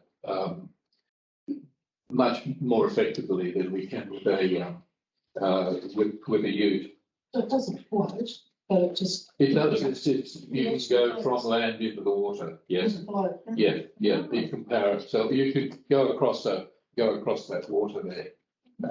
So I've got a photo somewhere, which I'll email out a photo of it. So Obviously, amphibious hufflinger, they call it. yeah. Hufflinger, which is, used to do all this back in the day. Oh, that's something I didn't know. I've heard of that word. Yeah. So as you know, the Macleay has been a great source of difficulty for us. And, you know, this all helps our sort of arsenal. And it's, as I say, it's a bit more cost effective than buying use, etc. So we've started the year. Spray team is only short of one casual at the moment because we're building up at the end of winter. So we have 3 permanents and a casual, and we're looking for another casual, which will bring us up to 5 people and give us quite a capacity for spraying. And as I say, biosecurity officers, all the positions are filled, which is one in every LGA, except in Armidale, where we have 2 people. Nominally called Gyra and Armidale, but it doesn't really work like that. So you can see on the charts there, we're starting to put, you know, grey dots on areas that have been inspected, and that they'll grow throughout the year. So I'll ignore the pie chart of how we're doing inspection, other than to say that we're increasingly doing drone inspections and using helicopters as well where appropriate. The last one is the last page, 9 of 9, is the projects that we're currently working on. And this is a bit of an answer to what Laurie was talking about, that we have identified all of the projects that we have received and completed, all of the projects that we've received and are working on, and all of the projects that we have received and finalised that we haven't closed out yet. So you can see there's roughly $250,000 at the bottom of the page there that haven't been closed. We're working with LLS to get them closed out. How does that, what's closed out entail? It means we've discharged the grant. So we've got the money, we've done the work, and then we satisfy LLS that the obligation has been satisfied, so to speak. And they authorise you. Sorry? They have then authorised you to keep the grant fund. Yes, Yeah. okay. And go back to income. Fully liquid. Yes. Yes. So you can see there's 270,000 in council aggressions area. Although we are no longer doing work in Inverell, we are still getting grants to do work in Inverell because there's a bit of a capacity issue in Inverell. Gondwana Shield, as some of you may know, has been ongoing, and we've just been asked to take over some of that work into other areas as well, so that number will be going up.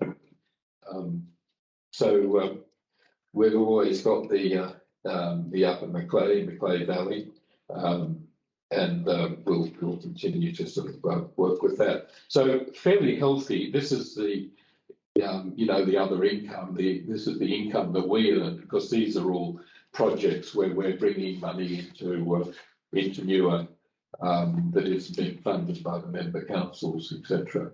And as I say, we've taken on a very capable project officer, and she's sort of pulling all these projects together,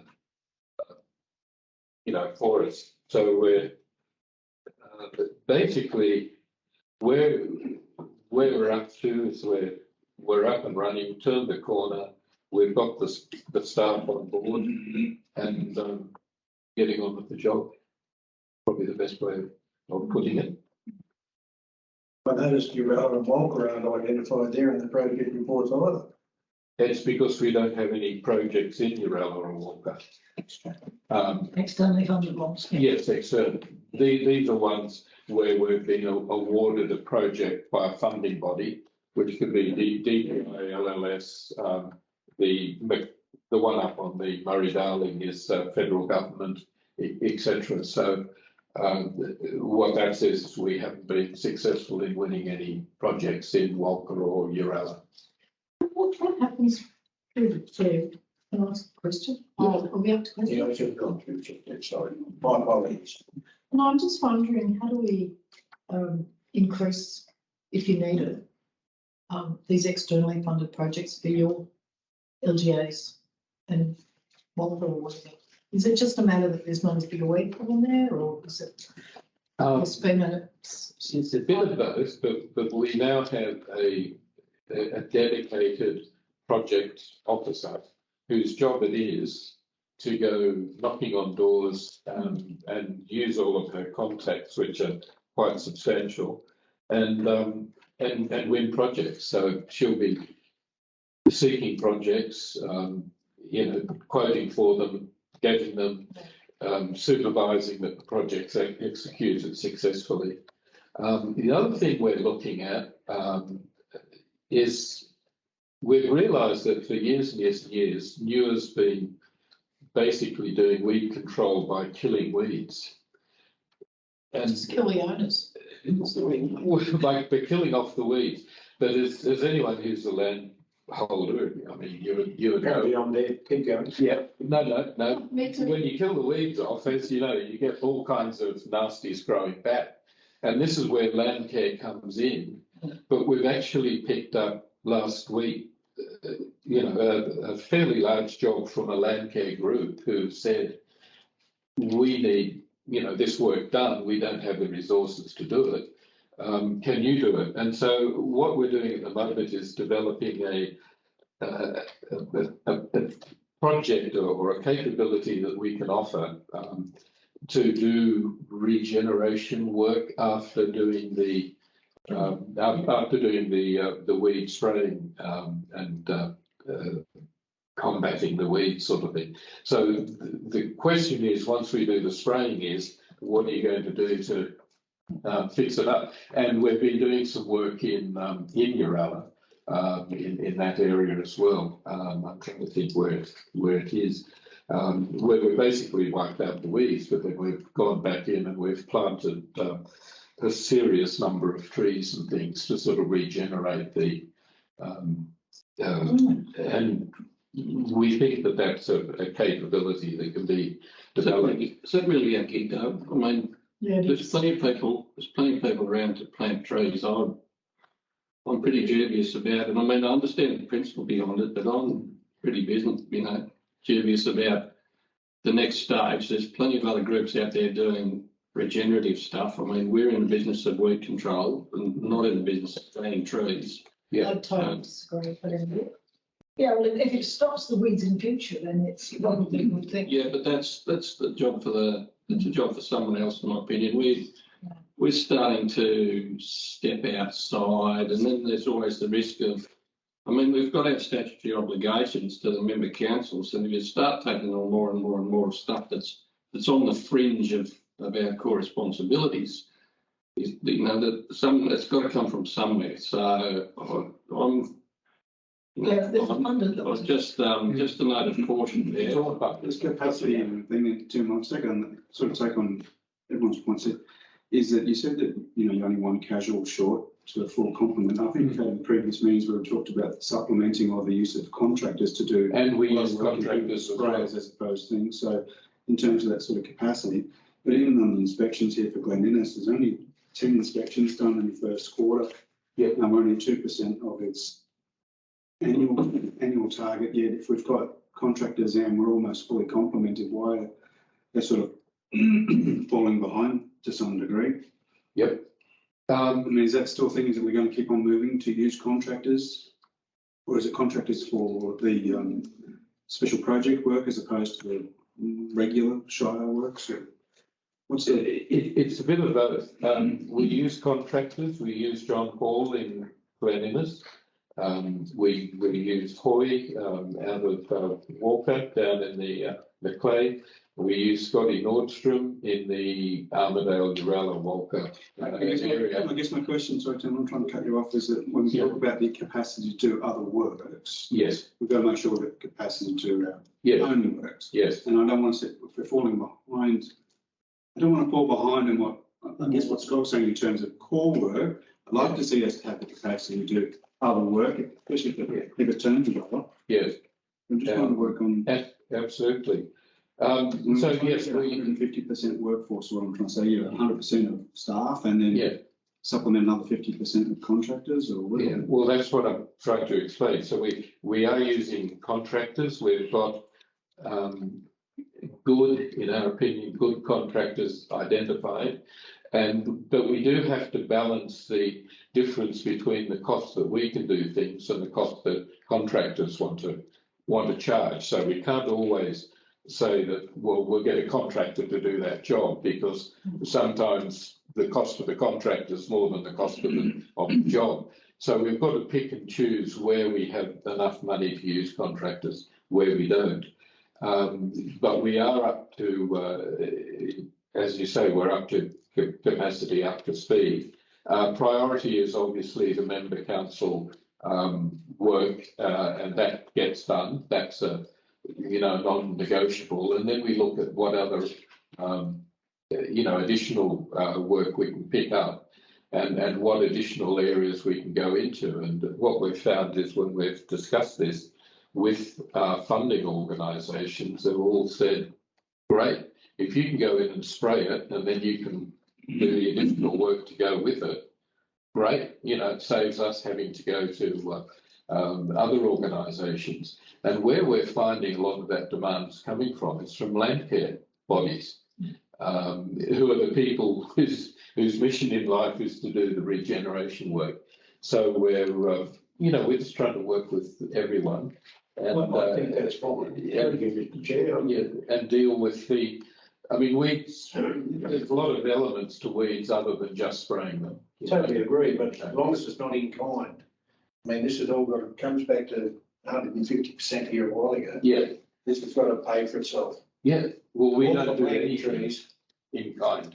No, but when you're dealing with land care, Yeah. which I'm a member of, Yeah. we've got to put up 50% of everything that they do, sort of thing, really. Yeah. And so I know it's operational. We're talking operational. That's Here, all right. but we're just saying, Business. one thing I do agree with is you buying 2 Kubotas. Yeah. That gets people out of the unit. That they definitely will get a lot more work done. Yeah. Yeah. Definitely will. So, I'm a little bit with our chair here. We're not in the game to do this, but if it's an opportunity to not only make us look good, that it doesn't cost us, and time I'm talking about, we need the labour to do other things. Getting back to Glen Ennis, Yeah. falling behind there a bit. Hopefully the tree planting doesn't impact that. Yeah. There must be a time period for doing inspections, and certain weeds you'll probably find that they are, more visible at certain times of the year, and that might be why Glen Ennis is going to. Yeah. It's a bit colder up in Glen Innes than it is in my part of the world. Thank you, right? But I mean, We've got weeds coming out of the ground, literally. when I go around the town and the district of Walker and see unsprayed St John's Wort and Serrano Tussock and heaven knows what, and then I find out we've got staff that are planting trees. I've got to wonder. No, we don't have staff that are planting trees, but Well, that's what I'm saying, though. Well, if you say they're planting trees, so who's planting the trees? we were successful in getting a project that involved both spraying and regeneration work. So who's doing the regeneration work? Well, we're doing the regeneration. Well, that's what I mean. That's what I mean. You're doing regeneration work. Okay, It's well, not our core business, and there's weeds going unsprayed in the area that I get found in. So if there's weeds unsprayed, let us know. Say, I saw that there were weeds unsprayed in this location, and we'll send someone down there to have a look at it. But I am aware that our tropical photo apple, we undertook all of the spraying for that in Walkershire. So you know, they were all sprayed at the end of the There season. might be some cases where we've got some projects where you can't just pick and choose which part of the project you want to bid for. So there may be some, you know, again, but it shouldn't be a general activity that we would start going to look for projects that are planting trees only per se. And I'm getting the question is like, for instance, you know, we've got fireweed ravaging its way up through Hillgrove and all the rest of it. And I know Walker has a problem with fireweed, and I don't see it as a specific thing, but even where I am in Thorpley, it's going along the road, it's moving into the paddock spectrum right of the highway. Yeah. And we don't, you know, they're sort of like, where do we have capacity to look for new things and treating these things before they get away? Because if you go to Dorrigo, Bellingen, etc., those paddocks are wrecked, absolutely destroyed, and can't graze cattle on them. It's fireweed on the invasion curve. It's one of the ways that That's yeah, not it's specific. priority weed, and it's a weed that we both look for and spray. We need to talk to you about it at some point, even on a personal matter, because that it's going to destroy Armadale. I know. Start and move through to. I know. I have It's moving. fireweed on my property. Question on this: you've got back to the Kubotas, 2 Kubotas in the Argo. Yeah. I only see 1 Kubota on the plant and equipment depreciation schedule for next year. No Argo. We have to bring that to account somehow. If you get gifted to it or funded for it, it means it's an item of equipment and needs to be depreciated. Yeah. Just take you on notice that. Yeah. I only see 1 Kubota ATV on that. Yes. Plant and equipment depreciation list. We need 2 Kubotas and an Argo at least. Depreciation. And we've got new plant purchases, 0 in 22-23. I don't know when you got the Argo, but. We got it about 4 weeks ago, 3 or 4 weeks ago. Do we own it? Yes, it should be easy. Yeah, but it was probably funded from the grant, so that might be. It was grant funded. And you got revenue and expense. But if we own it. You got revenue and expense. Mr Chairman, can I I'll ask for a mover and a seconder on the recommendation under 11.1. I'll move. Moved by Councillor Robinson, I'll second it. seconded by Councillor Gresham. That's 4. Unanimous against. Thank you, Mr. Chairman. Moving on to section 11.2, disclosures of interest.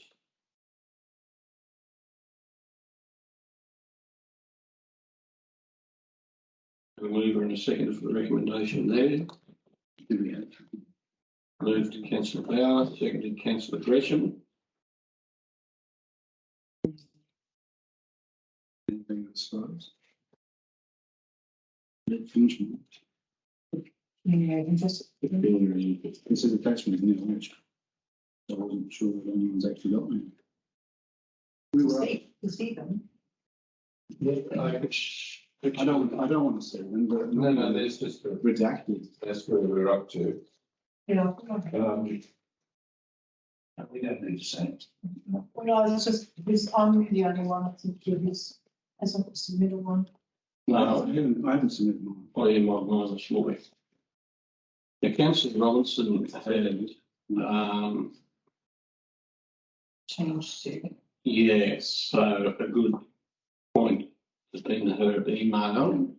They are redacted as a matter of, Okay, there's a requirement in that information that they're redacted. So I didn't say that we resolved to redact them because we're sort of stating what is required under the Act anyway. But I'm happy, I have Councillor Roberts' second version, so I'm quite happy to write that up into the minutes. okay. If there's nothing further on that, move on a second, we might put that to the vote. All those in favour? I'm assuming we're not doing that one, we're doing this one, or we're doing. Well, it probably doesn't matter which one we do because the redaction's on the It's meeting. already on that, Yeah, that's fine, that's fine. Yeah, Why so don't we clarify that? And there's 2 of us who actually need to get as in Smiley quick. So that's- We're over time. Three. that's unanimous. So we move to section 11.3, the adoption of model policies. There's a recommendation there I think Councillor Robinson had a point. I think it would be useful to fill in some of the blanks where we have to, before we adopt them. I think that, yes, the idea that gets put aside and filled in and brought back to us might be better. That's the model. Yeah. No, well, apparently we asked them all to. Not all of them need to be looked at. No. No. Yeah.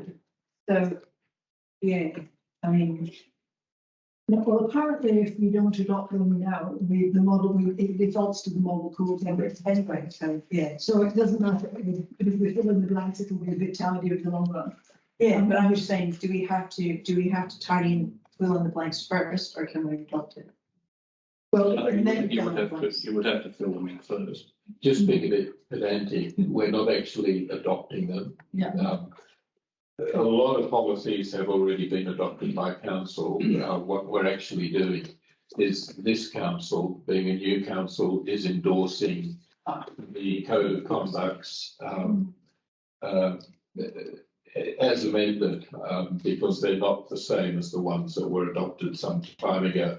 But for example, the video conferencing of council meetings was adopted 2 years ago or 18 months ago, and we have had video conference council meetings, etc.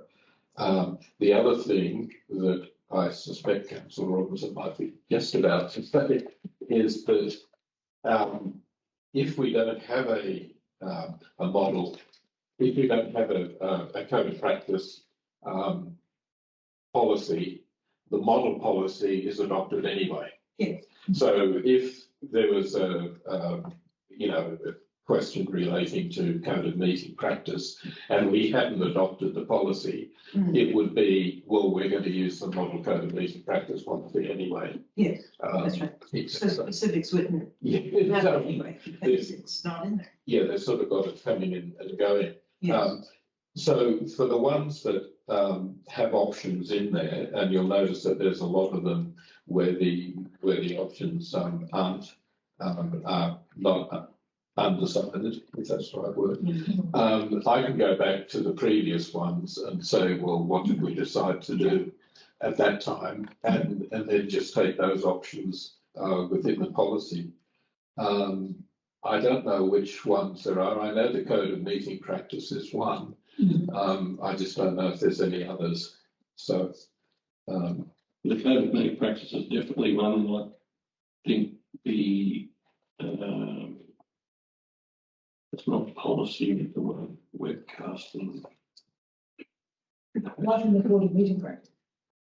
That's true. You're correct. It is too. Yes. yeah, there's that one. Guide to webcasting.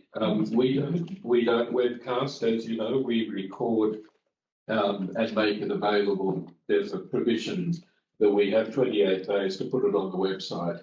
So we're in the record and make available. Okay. We aren't actually webcasting. I just wanted us to be aware of what's involved in webcasting, Yes. in case we feel that's something we want to do. But I don't think so. But I think record and put it on the website is the better option. I have a question to the chair. Do we have to endorse guides?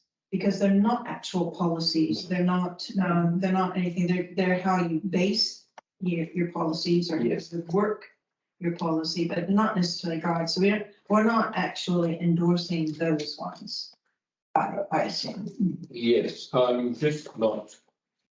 Are there any guides? Well, Yeah. there's a guide to webcasting. Oh, There yes, was yeah. There was, and from what I understand, several of these were actually more guides than they were model code of conduct, completing returns. That's more of a guide. It's not necessarily a code of conduct thing. Because the code absolutely, the returns are actually in the code of conduct, the model one. So, yeah, there was a few that, I just thought, yeah. Yeah, well, yes, obviously, guide to webcasting is for information. Yeah. Yeah, so like, So we can ignore it. it says, it's got this red one, it says a model code of conduct for local councils in New South Wales, a guide to completing returns of interest. So basically how you do it, so it's not actually a policy, it's just how you. And I was sending about as much to provide the For report information, yeah. as anything else, Yeah. sort of thing. If you go along those lines, you've got to have a workshop and bring it to everybody's attention, don't you? Yeah, but it was just in the list of things that we were talking about that we had to endorse the policies, and it's not actually a policy. So, it's just, yeah, there's two different things. And it's realistic. Also had a question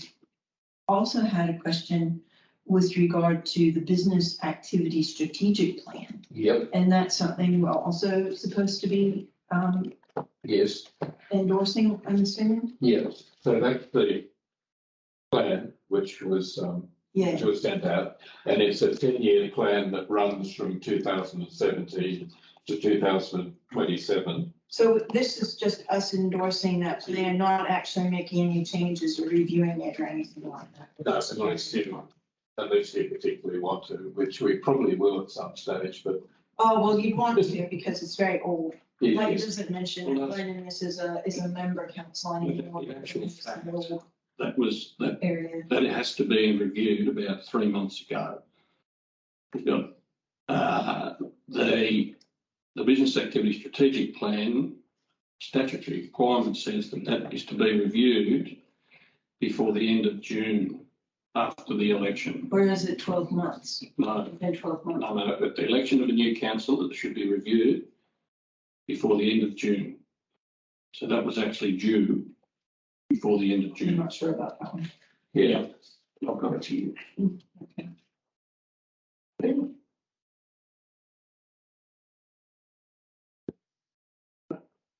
That is the just a single page.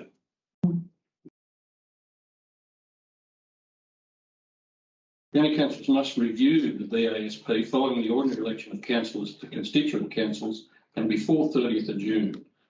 At this time, the county council can endorse the existing BASP, endorse amendments or develop or endorse a new BASP as appropriate, ensuring that the BASP covers a minimum 10-year time frame. So obviously this one needs review because it's no good unless it's still old,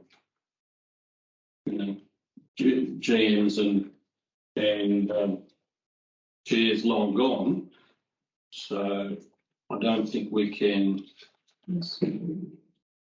endorse that this meeting.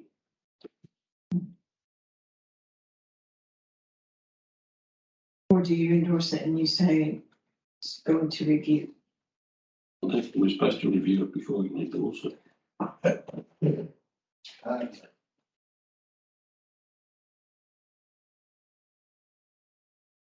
Having said that, it's not on the list. Isn't it? It's on the attachments? It's on the attachment. No, it's not on the list. But it's not on the list. Ah, okay. So it will- Right. Okay. it will need to have been reviewed 7 months ago. Okay.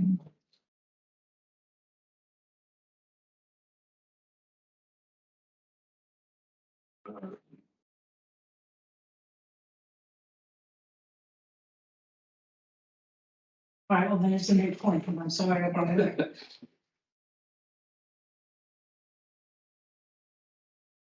I guess the way forward here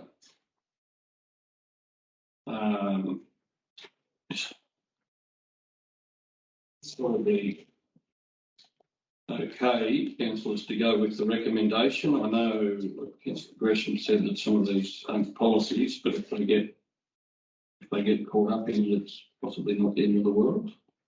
Okay. If they get caught up in recommendation. They're more than happy to just delete them. I mean, these policies are for the benefit of the council and not for the benefit of the operation. So I think anything that's a guide or close to a guide will just delete it. Which is the two that Lara mentioned. The guide to webcasting, And completing a, completing returns. yeah. I just thought that would be useful. It's useful information, for sure. Because technically it's a code of conduct breach not to have a return completed. No, we're not going to worry about it. I'm not going to put it up on the website until there's all 6 of them, because 7 of them actually, because that would be a. 7. Yeah, I got to do one. Oh, yes. Yeah. So that was my subtle way of saying you better get these returns in. No, don't worry, don't be subtle. So can we, can a mover and second it? Well, do we want to change, we've discussed filling in the blanks and providing them for the next meeting. Yes, so we will need, We might need to change the recommendation. change the recommendation to bring it back. So You that, You haven't done an extra recommendation? well, I did. You did? Yes, it's there. So could we get a mover first and then a lack of a seconder, whether we can change the amendment? So I've got a mover, and in the absence of a seconder, we'll work on a new recommendation. Over to councillor Robinson. You can make a fresh recommendation for moving that. Yeah, we can, yeah, never mind. Let's just do it this way, it's quicker. The council endorses the model policy documents as provided by the Office of Local Government and other policy documents that are listed below. That when model policies give a choice of options, the GM proposes the most appropriate option for NEWA and circulates to councillors for approval by email. And I think those are probably the same. The council undertakes to review its local policies at a future workshop in accordance with Section 165 of the Local Government Act, which we might not need to do, but we can still leave it in and then just seeing the rest of the same. It was just one that was different, where we added a clause B, which you've got by email, and I'll read it out again. That when the model policies give a choice of options, the GM proposes the most appropriate option for NEWA and circulates to councillors for approval by email. And then everything else is basically the same. Okay, And I'll leave that, and if I get to the second. second, councillor O'Connor. With any questions? Anyone against? All those in favour? Adopted. Okay, good. We're on to, correct me if I'm wrong, 12, matters of urgency. Being no matters of urgency, we'll go to the next. Raise the maybe it's probably not urgent, up to Mr. Chair, maybe Craig's out there, and we haven't met her. Have No. we? She's pretty, Brent's out there as well. yeah, Brent, not Brent, Brett. Yep, it's Mandy's a bit of a catch. she is. And I just know it, so she play sandwiches like I've done. Anyway, back to you, Mr. Chair. I think, if we can, we might take it to the next meeting, this one. I'm getting away. The next meeting is not the Tuesday, it's the last night, 22nd. 22nd. Now we're on to the mayoral minutes.